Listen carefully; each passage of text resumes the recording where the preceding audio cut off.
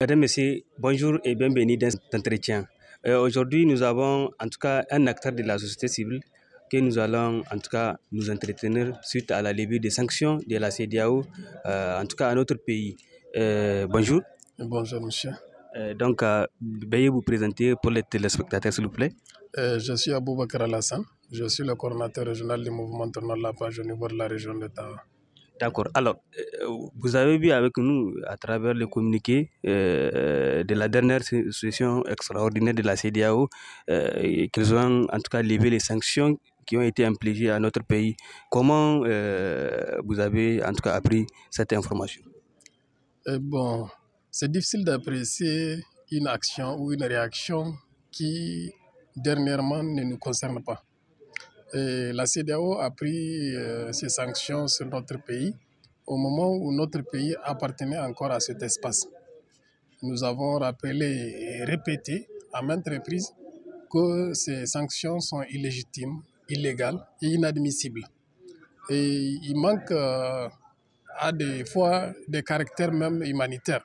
Parce que quand vous voyez des décisions prises par une institution sous-régionale et qu'aucune autre institution internationale n'ait pu dire mot pour qu'on puisse comprendre qu'il y a un déphasage entre les principes de l'effectivité des opérations de cette organisation et les principes humanitaires. Donc il y a eu un silence complet pour faire pression sur notre pays, pour ramener la population de notre pays à être en concurrence avec ses leaders. Donc voyez-vous, cela n'a pas marché. 7 mois aujourd'hui que les animateurs de la CEDEAO, dont je rappelle, qui regroupe 15 membres et dont aujourd'hui c'est 5 qui sont actifs et c'est les 5 qui prennent des décisions sur notre pays. D'où également là quand vous voyez le caractère même en termes de quorum, qui n'y est pas. Les décisions doivent être d'un commun accord avec tous les autres chefs d'État. Chacun doit s'opiner et on doit prendre en considération les avis de ces chefs d'État parce que c'est une organisation d'intégration. Ce n'est pas une organisation de désintégration.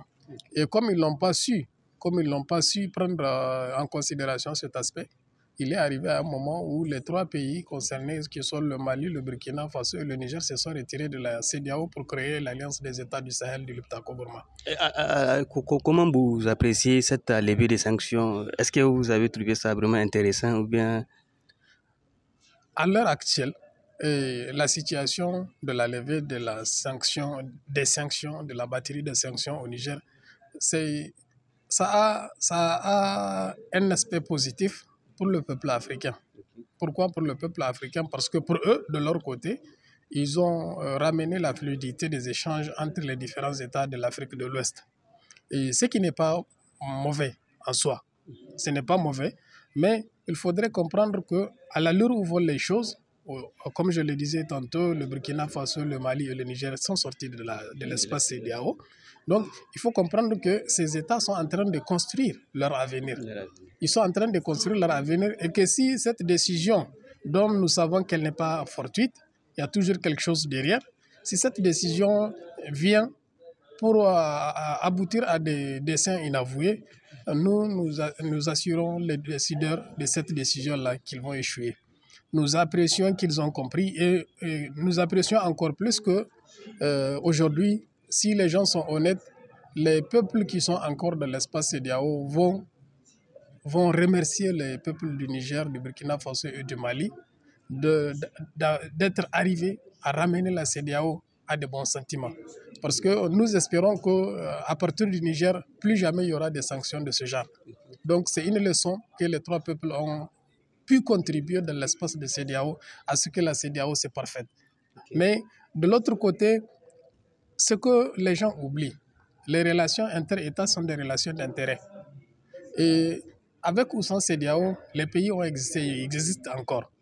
Et que c'est dans la manière de faire des différents États que se retrouve la synergie et la réussite d'action au profit de la population. Et l'allure que prend l'AES aujourd'hui, que la CEDEAO prenne conscience de ses erreurs et qu'elle lève les sanctions ou bien qu'elle ne les lève pas, ça n'aura aucun effet bientôt. Parce qu'il y a des plans stratégiques qui sont en train d'être développés qui vont permettre à des pays partenaires à l'AES de développer de nouvelles coopérations et que les États de la CEDEAO sont les plus perdants dans cette nouvelle démarche. Donc, la levée des sanctions que la CEDEAO a fait sur notre pays, c'est une bonne chose dans la mesure où le Niger et les deux autres pays de l'AES sont arrivés à ramener la CEDEAO à comprendre la gravité de leur action en prenant les sanctions injustes et illégitimes contre le Niger depuis 7 mois aujourd'hui. Justement, nous avons vu il y a des acteurs, dès les premières heures de ces sanctions, ils ont beaucoup prêché pour qu'on lève les sanctions contre notre pays. Et maintenant, aujourd'hui, après la levée des sanctions, c'est eux qui sont en train de dire que c'est un non-événement. Qu'en dites-vous par rapport à cela? Un non-événement par rapport à la situation dont je fais l'historique au début. Vu que le Niger n'appartient plus à la CEDEAO. Mais malgré le Niger n'appartient plus à la CEDEAO, les sanctions pesaient. Parce que les banques étaient vraiment ce qu'elles étaient.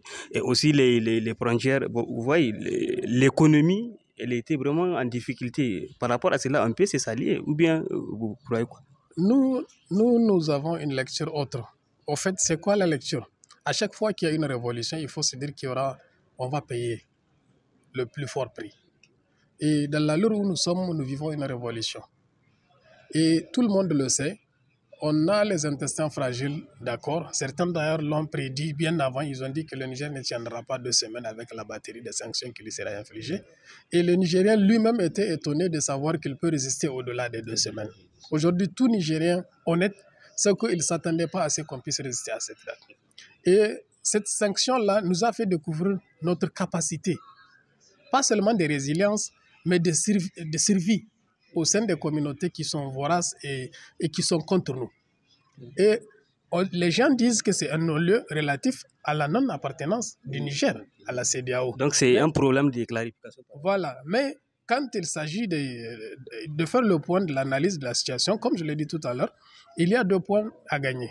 Le premier point, c'est quoi? C'est qu'on va rouvrir les opportunités des affaires pour les peuples du Sahel et le peuple de la CEDEAO.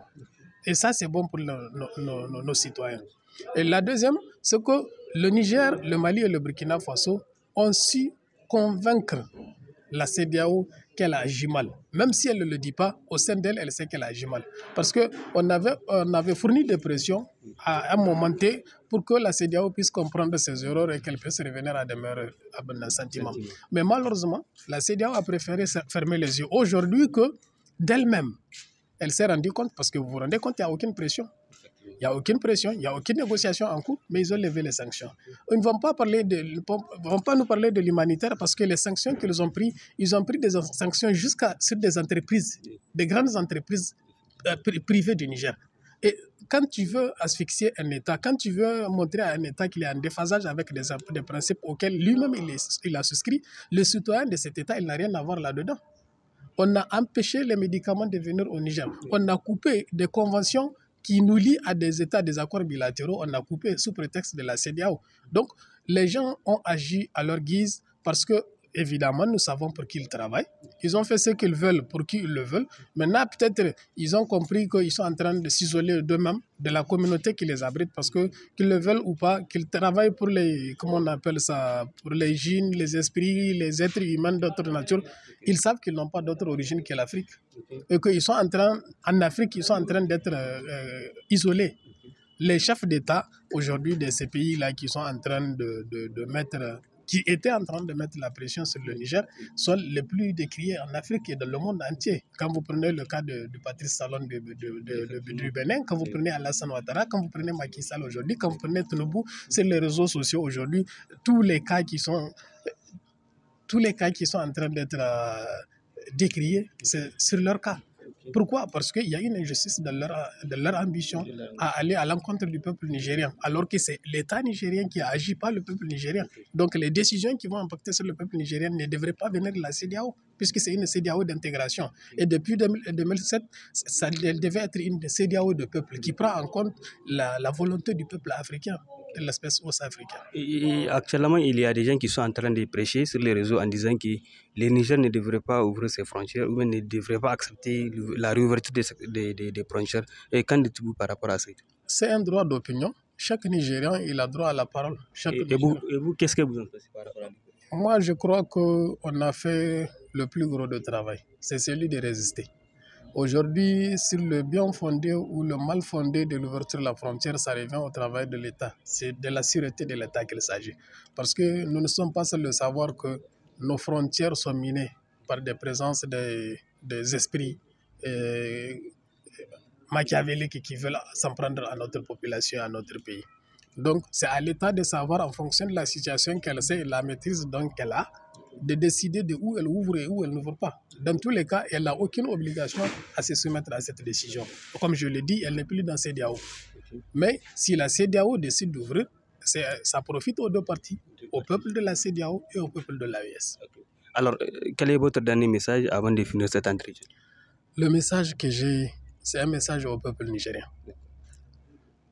Nous sommes un et indivisible, tel l'est notre territoire. Et ça, c'est décrit dans notre devise qui est fraternité, travail et progrès. Il ne faudrait pas que, de temps à autre, les opinions partisanes nous dévient de ces considérations-là. Il faudrait qu'on s'assume. On est au Niger aujourd'hui, c'est parce que nous avons un territoire, une histoire et une culture.